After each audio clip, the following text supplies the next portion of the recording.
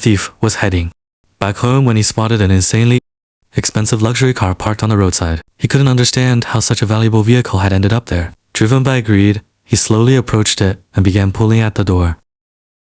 To his surprise, the door was unlocked. Without thinking twice, he climbed inside.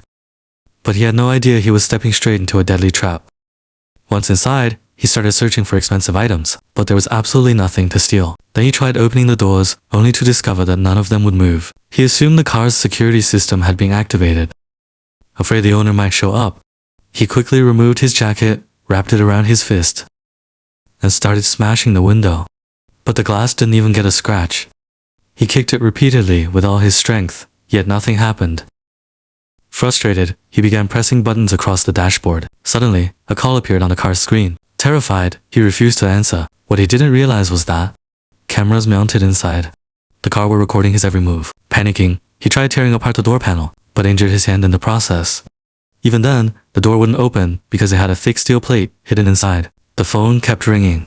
He pulled out his own mobile, but there was no signal. Finally, with no other option, he answered the call. An elderly man spoke from the other end. The thief angrily claimed, "I'm the owner of this car. You'll be punished for trying to steal it. You have no right to keep me locked inside." Instead of responding, the old man suddenly burst into laughter. Then, without warning, an electric shock shot through the seat. The thief screamed in agony and begged the old man to stop. The man explained that thieves had tried stealing his car several times before, but the police had never been able to stop them. So he had the vehicle specially modified to teach criminals a lesson. Desperate, the thief pulled out his pistol and fired at the window, but the glass was bulletproof. The bullet bounced back and struck him in the leg. The old man continued tormenting him.